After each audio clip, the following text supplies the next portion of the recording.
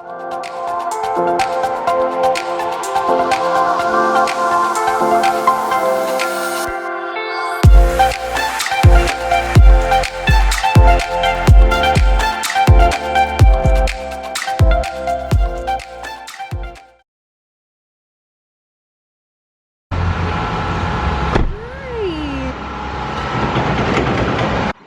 up our 60mm purlin.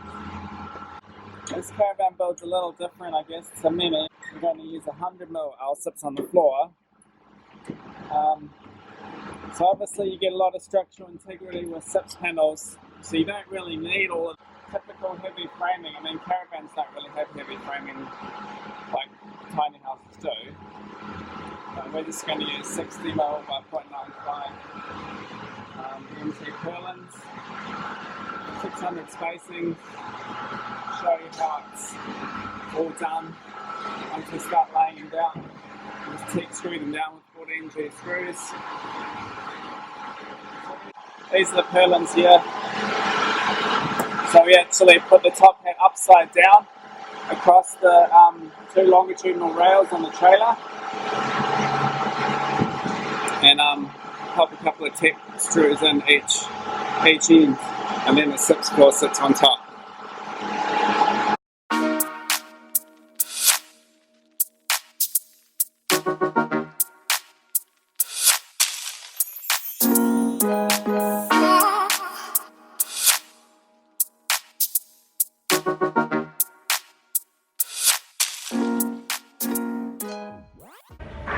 Morning all, it's Wednesday morning.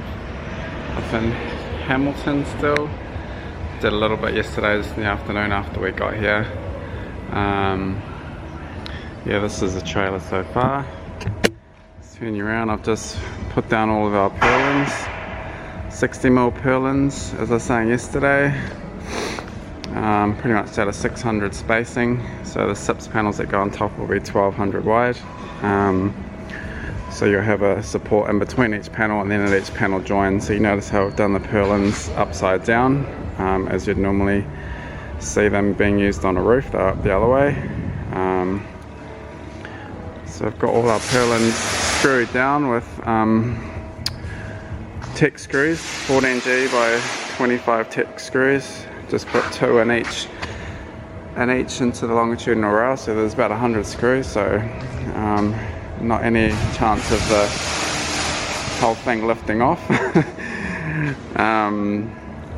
Yeah, you notice in the middle here I had to double up on some purlins and cut them short because they'll interfere with our the two rear axles. So fingers crossed I don't have to shift the axles at all. Otherwise I'll have to do a few mods to these purlins, because the wheels basically come up right up in between, as you can see me pointing with my toe. The axles will be movable, pretty much these bits are 50mm by 5 down here, which I've already cut. We'll weld all our suspension hangers onto those, and we've got some big long U-bolts which will go over that 150mm longitudinal rail, and basically we'll put 4 U-bolts aside just to clamp the whole suspension setup on. Seen it done a few times, works pretty well. So, and obviously gives you just that flexibility to move the axles if you have to, if you've done your calcs wrong as far as tongue loading and whatnot. So a few more things to do. We're still waiting on my trailer parts from Alco. Got to blaze this on, a couple of plates. Pretty much once that's done I can flip this thing over, weld on some brackets for the stabilizing legs, one in each corner, and basically once it's upside down as well, what we then do is we lay our SIPS panels on the floor, all laid out, and then we can actually lift this whole thing up and put it on top, and then rivet down through these flanges, 250 centers, and obviously that makes it a bit easier than working underneath on your back, putting in 500 rivets or something. Not much fun on your back, so got to make life easy. Yeah, once that's all on, then we can tip the whole thing back up the right way. So yeah, that's where we're at. Hello, Sophia. Hey, it's been a not the most productive day. Our trailer parts still haven't arrived, so I kind of faffed around a little bit today, just doing things that would otherwise need to be done. As you can see, we've got all the purlins down. Looks so good. And yeah, I mean, I just like basically drill holes ready for our wiring, trailer wiring. We've got our lights on the back. Lights look massive good. Lights. Yeah, Looks drill awesome. holes ready to pull cables through. It's a big trailer, baby. It is huge. Side markers on the front. Nice. Side marker lights. I like your creation. Oh, you do? Yeah, it's awesome. Look at that. It's super cool. Welded the coupler plate on. Obviously this is all upside down right now. We flipped it upside down after I got the purlins down. So yeah, next step is really to make up our axles when all of that arrives. Hopefully tomorrow morning. Yeah. And SIPS panels might arrive tomorrow, so we could actually do... No, we have to get our trailer stuff first because we've got to do all our welding before we do SIPS panels. You heard that? I heard that. Somebody's ready to go. Somebody is ready to go. Somebody is ready to go home. Is it time to go eat dinner? Yeah, let's get out of here.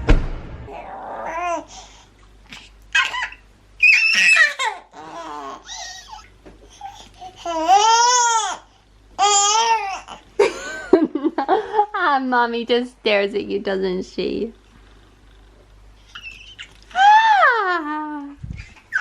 What do you have, baby? We've done kebabs 2 nights in a row. But they're really As you can see, we're in a pretty clean. small little Airbnb, so we figured, tiny. let's not cook. No. So yeah, there's this, I mean, I'm new to it, but it looks like a chain, right? Camel kebab, yeah. Camel kebab in Hamilton. And that's Fun really fact good. for Americans. Kebab is spelled K-E-B-A-B. And it's pronounced kebab.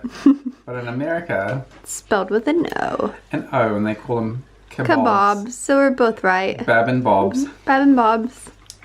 Sophia's got fish, pumpkin, and I don't know what else. I think it's just fish and pumpkin and breast milk.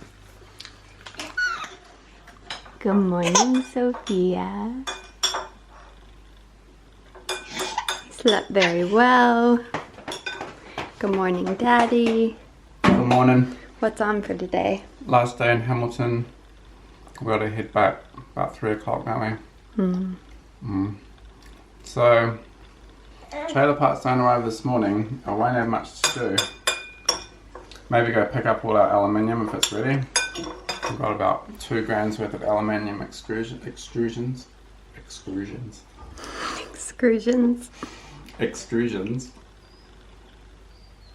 So, yeah, that's probably all we can really do. But if trailer parts come, I can make up our axles and hubs and everything, get all that done. Should be awesome. Hubs. And we can move the trailer around. Eggs and paleo bread. Yeah. Hi. You're the sweetest little girl. Yes, you are. Yeah. Your little twirly toes are my favorite. You've got egg yolk around your mouth. Done, let's get out of here. Alright, well, our SIPS panels have just arrived. Our ALSIPS panels. We've got our massive big 4.5 meter long ones here, 50mm thick ones, which form our walls. 4 panels to a side. And then we've got our other 50mm roof panels, front and back panels, and our 100mm panels for the floor somewhere in there. So we're going to lay it out. Unfortunately, our trailer stuff isn't arriving until tomorrow, but all good. Make use of our time while we're up in Hamilton. And we'll lift this thing up, drag it back over a width, and I can lay my SIPS panels down on the floor here, and then have it ready to go for next week to once we finish a few little bits more welding on the trailer frame. So yep, I'll be back. So one of the awesome things about ALSIPS panels being aluminium skinned is that they're super lightweight. So as you can see here, this whole panel stack, which is basically our floor and walls, is only 310 kilos. I think our total structure weight, walls and roof and floor, is about 450-ish. So we've got those ones which I'll start unpacking soon, and we've just put the big 4.5 meter ones up there out of the way. So another awesome thing about ALSIPS is that they're super lightweight, so a third of the weight of normal full room panels. So it's pretty easy to work with them on your own. If this was a normal steel skin one, it'd be struggling. So what we're doing is laying our floor down. There's 100mm ALSIPS panels. So what we do is we're using a plastic adhesive, elastic adhesive between the panel joints. Normally use butyl mastic, but because this is basically a caravan, we're using an automotive. It's called ISR 70-03, I think it is. Which they use on like cars, buses, trains, things like that. So still flexible, but actually adds a lot of strength as well as sealing it all. So yeah, it's going down pretty easy. Panels are all cut nice and square and straight, which makes my job a lot easier. And yeah, it should be done in 20 minutes or so. So Sophia and I have been out all day, and we get back to the workshop, and they just finished the floor in like 2 hours. This is the power of ALSIPS. When we built the floor for our tiny house, how long did that take? When we did the floor for the tiny house? It was awful. We had friends helping, slaving away. Yeah, and the awesome thing is, I wasn't sure. Come have a look. You guys saw how I did the purlins with the axles. Cut these guys a little shorter. Yeah. And then put some full length ones to support the cantilever. But we did a little test with Reg and Carleen. They were standing on the edge, and there's no way that it's going to bend. No. I mean, it's only 250mm. Yeah. So I'm going to actually take these ones off. Okay. That one off, and then I'll cut this one short like that, like these guys. Yep. And that will make our mud guards a lot easier. I'll be able to fit a full-size mud guard. And the reality is, there's not going to be a lot of loading there anyway. There's no... If we're cutting them short there where the mezzanines are, and all the load of up and down mezzanines goes through the walls, I would be a little bit more concerned. But one side's the kitchen, pretty lightweight cabinetry. Other side is the small bathroom, so you're not really going to be jumping up and down in the shower. So awesome. It should be good. And another benefit of them is that they cut super easy, cuts like butter. Cuts like butter. Ones. Yep. I like it. We've got to go to toe claw. We've got a gauge inside to get to. This is incredible, baby. So